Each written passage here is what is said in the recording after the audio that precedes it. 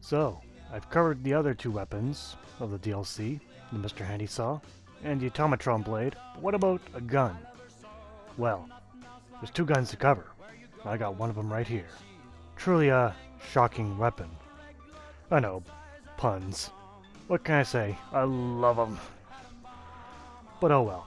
This weapon's electric based, and you can get it through doing the main quest. Pretty easy to acquire. Tesla armor can be found not far behind. They go awesome together, in my opinion. But no matter. Let's get this whole deal up and charged. Okay, I'll stop. For now. But in terms of this gun, this one's going to be a bit of a long one, so if you're standing up, grab a chair, it might take a while. I'll be surprised if you watch the whole video. So, the Tesla rifle.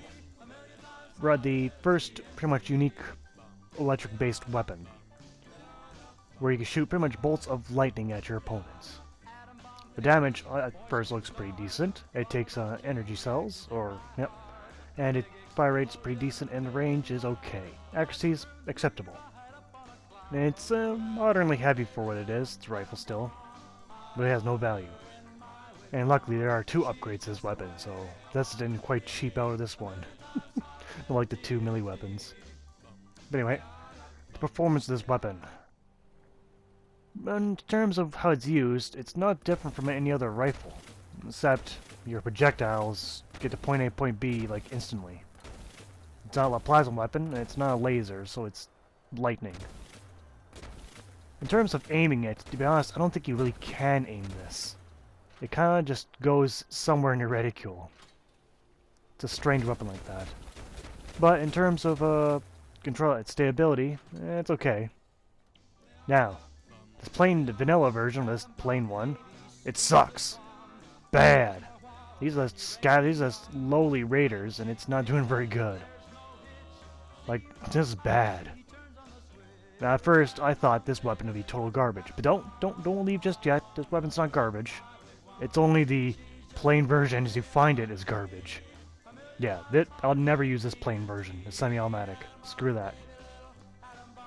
Even used against animals, like a legendary glowing Mongol, still it's garbage. It's like, man, anyone who ever wants a semi-automatic version of this gun, this ain't for you.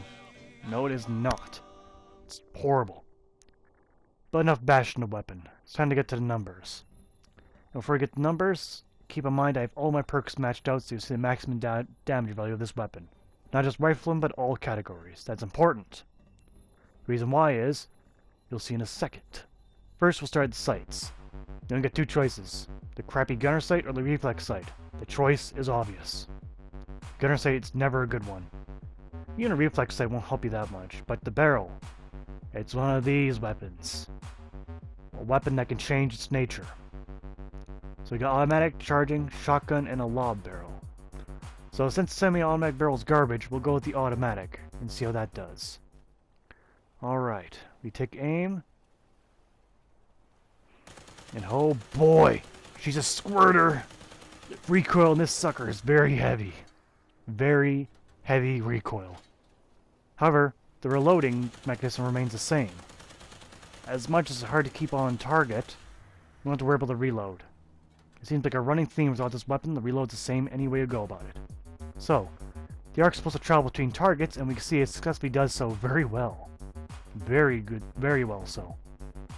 I went to these raiders just to test if that would work. It's clearly overkill for them.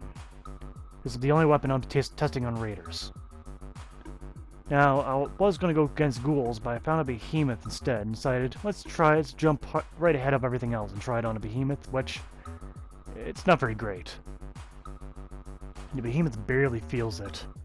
Just one magazine only takes out 1/4 of its health, right around there, or maybe a third. But before I even get to kill it, my robot takes the kill. Effing robot.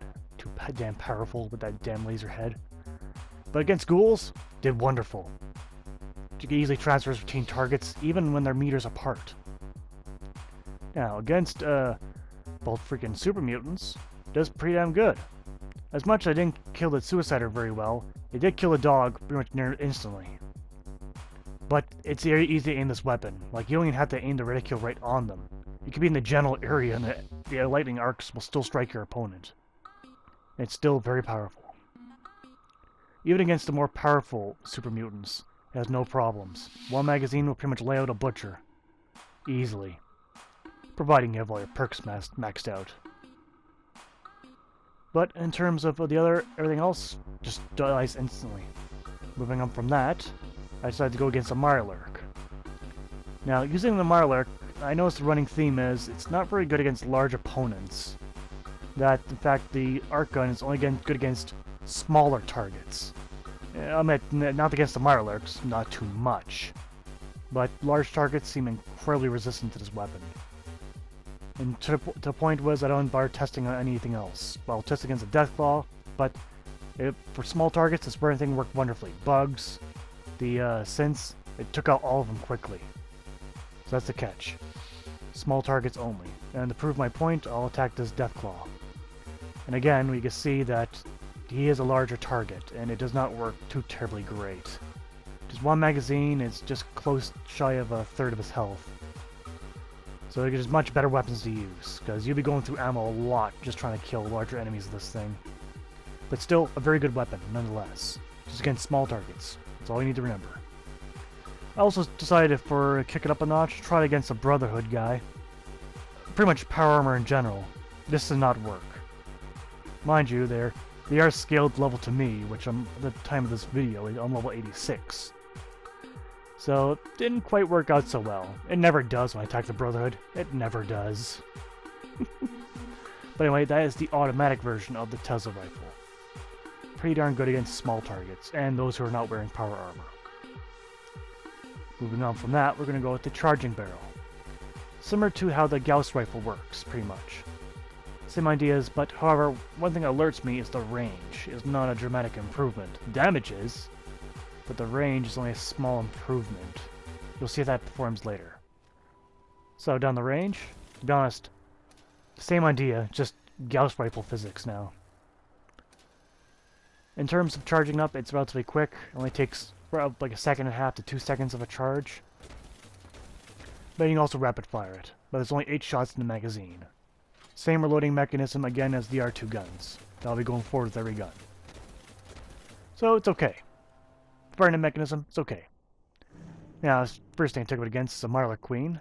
Because again, this thing's overkill for raiders, so I'll not be testing it on them. And it's okay. Didn't do amazing, and it wasn't underwhelming, but it wasn't overwhelming either. It was okay. It did massive damage against the plain Mirelurks, but I expect a little bit better from this weapon. In terms of damage, it could have done better in my book. The Gauss rifle does, and even with reinforcements, this fight should have ended a lot quicker, but it didn't. So, meh, is for against the Marla Queen. Now, against the synths, it does particularly decent. However, you gotta be aiming right at them, more or less. But to be honest, still not that great. The Gauss rifle will do much better. I'm comparing it to the Gauss rifle because that's direct comparison. That's the idea this gun's based off of. But in terms for that, the Gauss rifle is so much more powerful. And not to mention, you have to worry about the energy damage, since synths are resistant to energy damage. It kills raiders and gunners just fine, but I didn't need to test it on them. Now, against super mutants, it's extremely effective. It's powerful. It allows super mutants very quickly. Almost no different from a Gauss rifle in that regard, since super mutants have very poor energy resistance. Even without charging the gun, I can kill them into 1 to 3 hits, easily. Against butchers, you have to charge up the hits, but still only takes a few seconds. In 3 hits, they're laid out pretty much. Not much more to say about that against versus super mutants. Now, also the range problem. As I was looking for a Deathclaw, I noticed this group of super mutants. However, at this range, I could not hit the butcher. This is a problem. This is what kills this weapon for me. The range. At this range, I cannot hit that butcher. It took that long. But anyway, moving on, we got the injured Savage Deathclaw. It doesn't really matter if it's injured, we can see how little damage I do to it. This weapon's not really good. I'm throwing the verdict down since this weapon's not worth it, it's bad. Because I tested on everything and it's lackluster results all around. So if you really want a charging weapon, go get the Gauss rifle. Go steal it from the Brotherhood or go get it from the Fallout, those railway guys. Moving on from that, we got the shotgun barrel. Now the shotgun, to be honest, we already know what to expect of this weapon. It's going to spray everywhere. And it's no surprise that we're all right on that. You don't aim this weapon. You point it in a general direction and it hits someone. There's no real trick to this. You can charge up each shot, or you can fire casually. Now I found both of them to be powerful. Charge up for bigger targets, and you don't need to charge up for small. But now onto the targets. Now, against Marla Queen, the shotgun did okay. Didn't do great, didn't do horribly, since it conserves a lot of ammo. It did pretty much as much damage as the charged barrel did. However, it did plenty of damage against the Marlark, and pretty easily too. So with that said, it did okay. Not amazing, but not horrible either. Still has better weapons to use against the Marlark Queen. Moving on from that though, we got the synths. Now the automatic barrel did pretty damn good, and the charged barrel did horribly. This sits somewhere in between. Now again, they are resistant to these electric damage, but it still did okay, in my book anyway. There's better weapons, far better weapons, but in terms of electricity damage, and then reserve resistant into account, it did pretty good. Now against super mutants, this did amazing. They didn't stand a chance. I can use this thing at long range. I've never used a shotgun at long range. Well, it's not a real shotgun, but you get the idea. Still, very powerful. And not to mention, again, the reloading mechanism is the same. So it's a quick reload for a shotgun. So it easily transfers damage, and now you have to charge up against the mutants. Against the powerful ones, easy. Same damage as the charge barrel, but much easier to aim. In fact, you don't need to put your reticule on the enemies, you could just blast them. As an example, I didn't really plan to add the ghouls to the video at all because it's overkill. But to be honest, I really wasn't aiming this. I was planning to let the robot do the killing. And I just pulled the trigger to see what damage did, and I'm not even aiming at these guys, and boom, they're dead. No aiming at all. Now against the Deathclaw here. It's a bit of the same story with the Marlar Queen. It's a large target, and its damage is okay. But it's a plain Deathclaw, so the damage does seem to be pretty decent, but it's plain Deathclaw and I have a lot of perks maxed out. So again, the okay measurement. So good against super mutants and other small targets, not so much against bigger targets. But still, probably the best of all the worlds so far. Now, on to the oddball, the lob barrel. The lob barrel, what's it do? Well, it lobs a bunch of electricity at you. This breaks physics in more than one way, but it's Fallout. Now, this gun has an amazingly short range, as in it's around 20 feet in front of you is the range. If you aim it straight, that is. So you have to get used to the arc again. Reminds me of the damn broadsider. Ugh. But wherever it's worth, it can go on walls, and this stuff's apparently supposed to be used as a trap? I'm not sure on that one. But anyway, when fighting the Marla Queen, I realized right away I need to get a lot closer. But when I charged up a hit and actually hit the Marla Queen, it actually did some decent damage. Considering I'm saving ammo, only using 8 shots, it's pretty damn good. Now, it isn't all my damage. I have my gun turrets nearby shooting at it indiscriminately. But still, very quick damage. Did pretty good. And even against the Marlark, also did pretty good. But I had to lop the electricity directly on them. Now, where the charge barrel of this gun did not very great, this weapon does horrible.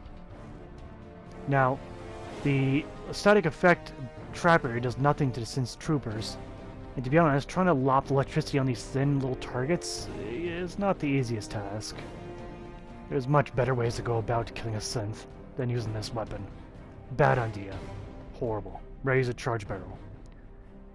Against super mutants, it is powerful, but I gotta lop the electricity right on them. Again, just dumping it on the ground for a trap-wise doesn't really do the job at all. assuming he was almost dead, and he walks right through it. Not to mention, when you're firing into confined quarters, your electricity touches something and it pretty much holds onto it. So you really gotta dump it on them. That's the problem with this weapon, I find. Is that it's advertised as a trap, but you can't really use it that way and expect to kill stuff. I'm not sure. I probably should test on a raider to see if that would even work. But that doesn't really work on anything so far. Even the ghouls walk right through it, barely a scratch on them. If I dump it on them, it kills them. Now, I got Alpha Deathclaw. It worked well against the Murder Queen. How well does it work against the Deathclaw? Okay.